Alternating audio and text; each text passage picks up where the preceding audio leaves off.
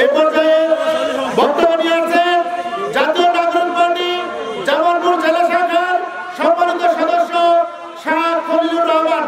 আমি শাহ খলিলুর রহমানকে তার বক্তব্য পেশ করার জন্য বিশেষভাবে আহ্বান জানাচ্ছি। বিসমিল্লাহির রহমানির রহিম। আজকের ইফতার মাহফিলের অনুষ্ঠানের সম্মানিত সভাপতি, আজকের অনুষ্ঠানের প্রধান অতিথি, রাজপথের লড়াকু সৈনিক বিপ্লবী জুলফর রহমান সাহেব এবং বিভিন্ন রাজনৈতিক দলের নেতৃবৃন্দ এবং আমার সঙ্গে সংগ্রামী ভাইরা, আসসালামু আলাইকুম ওয়া রাহমাতুল্লাহি ওয়া বারাকাতুহু। আপনারা জানেন অবৈধভাবে আওয়ামী লীগ 17 বছর বিনা ভোটে এদেশের মানুষের ভোটের অধিকার নষ্ট করে, মানুষের বাক স্বাধীনতা নষ্ট করে, ভারতের প্রেসক্রিপশনে এদেশের মানুষকে জুলুম করেছে। তারা হত্যা, গুম সহ বিভিন্ন ধরনের অপকর্মে লিপ্ত ছিল। তারা দেশের সেনাবাহিনীকে ধ্বংস করেছে। তারা দেশে হেফাজতে ইসলামের এদেশের ইসলাম প্রেমিক ভাইদেরকে হত্যা করেছে। এদেশের যত রাজনৈতিক দল রয়েছে সকল দলের নেতৃবৃন্দের উপর জুলুম করেছে। তাদেরকে রাজনৈতিক ভাবে ষড়যন্ত্র করে বিচারের নামে ফাঁসি দিয়েছে। সংগ্রামী বন্ধুগণ, শেখ হাসিনা দেশ থেকে পালিয়ে গেলেন, তাদের এজেন্টরা এখনো বিভিন্ন মন্ত্রণালয় সহ সর্ব জায়গায় ষড়যন্ত্র করে যাচ্ছে। আমার কবি মুহিব খান বলেছেন যে আমার যুদ্ধ হয়ে আমরা একবার অভ্যুত্থান করেছি, আবার প্রয়োজন হলে এদেশের সকল ছাত্র জনতা এই ভারতীয় দালালদেরকে মুক্ত করে বাংলাদেশি দালাল সৃষ্টি করব, যারা শুধু বাংলাদেশকে ভালোবাসবে। সম্মানিত ভাইয়েরা আমার, আমরা যদি মনে করে থাকি আমাদের দেশ স্বাধীন হয়েছে আমরা চুপচাপ, ওরা কিন্তু বসে নেই। আমাদের রাজনৈতিক অঙ্গনের নেতৃবৃন্দদেরকে এবং আমাদের যারা উপরে লিডার রয়েছে সবাইকে কেনার জন্য তারা বহু ফন্দি ফিকির করছে। আপনারা সব জানেন আমাদের সকল রাজনীতিবিদদের একত্রে হতে হবে। কোন রাজনীতিবিদরা যদি সেই ভারতের প্রেসক্রিপশন অনুসারে চলে, এদেশের মানুষ তাদেরকে প্রত্যাখ্যান করবে। এদেশের সর্বোপরি ইসলাম প্রিয় দেশপ্রেমিক মানুষের ঐক্যবদ্ধ হয়ে আমরা সবসময় এদেশের স্বাধীনতা সার্বভৌমত্ব রক্ষার জন্য সদা সতর্ক থাকবো। প্রয়োজনে আবার অভ্যুত্থান ঘটাবো। ইনকিলাব জিন্দাবাদ, মুজিববাদ মুর্দাবাদ। ধন্যবাদ খলিলুর রহমান ভাইকে। এই পর্যায়ে আপনাদের সম্মুখে বক্তব্য নিয়ে আসছেন মাদারগঞ্জ উপজেলা শাখার এনসিপির সম্মানিত সদস্য রুমান। আমি রুমান ভাইকে তার সংক্ষিপ্ত বক্তব্য দেওয়ার জন্য অনুরোধ জানাচ্ছি। আউযু বিল্লাহি মিনাশ শাইতানির রাজিম। বিসমিল্লাহির রহমানির রহিম। মাদারগঞ্জ এনসিপি কর্তৃক আয়োজিত আজকে ইফতার মাহফিলে উপস্থিত আছেন প্রধান অতিথি ও বিভিন্ন রাজনৈতিক দলের নেতৃবৃন্দ, সবাইকে আমার অন্তরস্থল থেকে ভালোবাসা ও সালাম। আমি প্রথমেই গভীরভাবে স্মরণ করব 24-এ যারা শহীদ হয়েছেন। আমরা 1971 দেখিনি, 71-এর ইতিহাস করেছি, কিন্তু 24-এ এসে আমরা নিজেরা এক ইতিহাস তৈরি করেছি। আসলে রাজনৈতিক মাঠে রাজনীতি করতে এতটা সহজ নয়।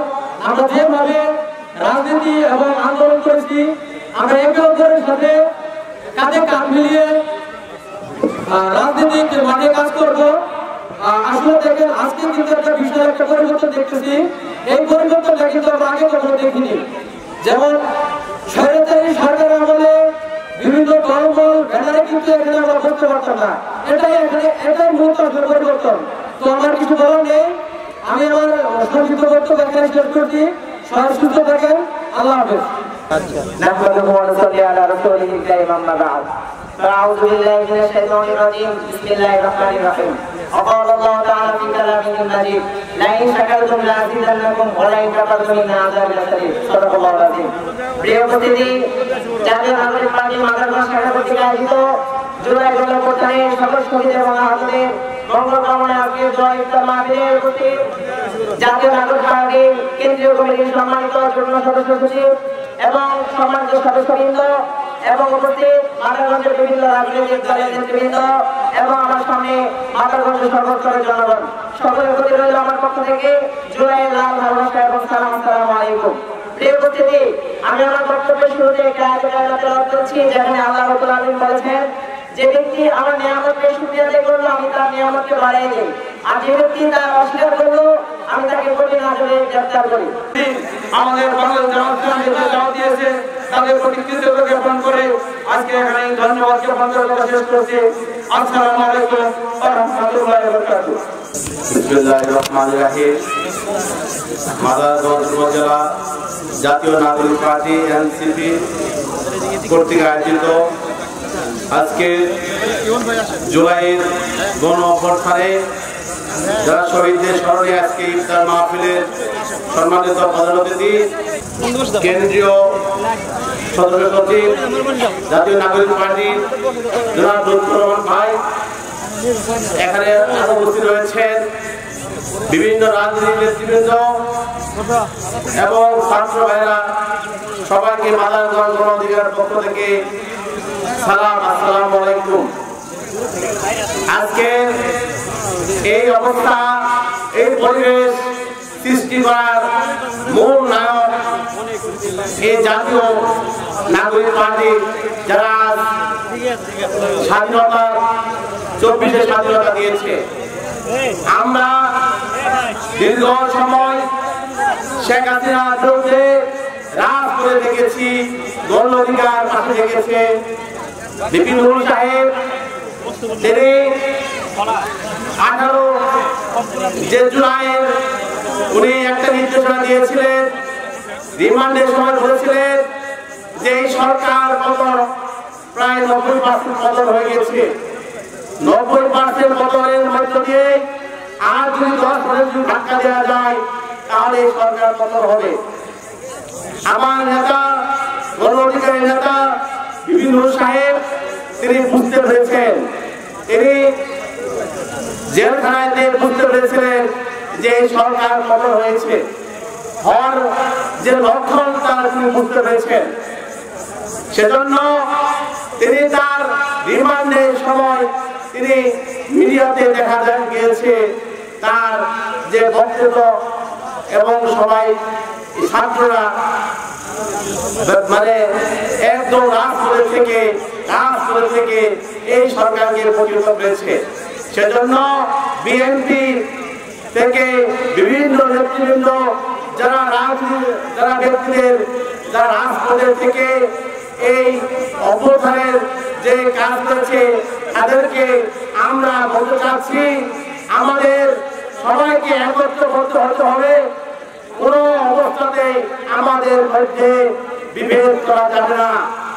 বিভেদ সৃষ্টি করার মধ্য দিয়ে ফ্যাসিস্ট সরকার আবার বাংলাদেশে আবির্ভূত হবে।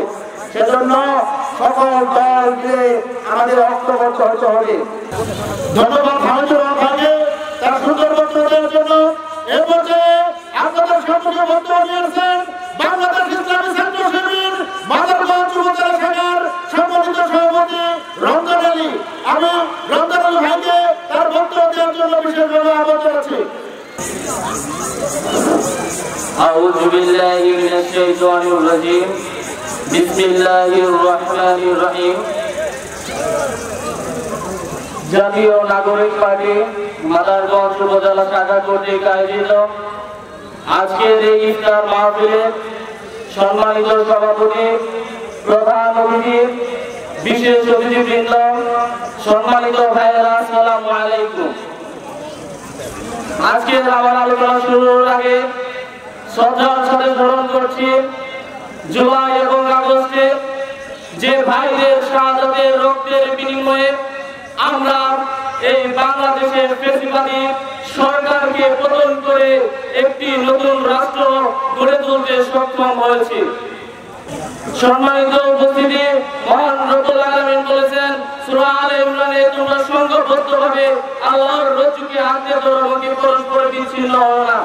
সম্মানিত উপস্থিতি, জুলাই এবং আগস্টে আমরা দল মত নির্বিশেষে এই দেশকে ফ্যাসিবাদ মুক্ত দেশ হিসেবে গড়ে তোলার জন্য কাজ করেছিলাম। সেই কোরআনের আয়াতে যেভাবে বলা হয়েছিল, সংঘবদ্ধভাবে আমরা সেই সংঘবদ্ধ প্রচেষ্টা চালিয়ে এই দেশ থেকে ফ্যাসিবাদকে উৎখাত করেছি। সম্মানিত উপস্থিতি, এখানে আমি একটি কথা বলতে চাই। 1833 সালে লর্ড মেকলে এমন একটি শিক্ষা ব্যবস্থার প্রস্তাবনা দেন, যে শিক্ষা ব্যবস্থার মাধ্যমে এদেশের ভারতীয় উপমহাদেশের নাগরিক হওয়া সত্ত্বেও তারা দাসত্ব করবে।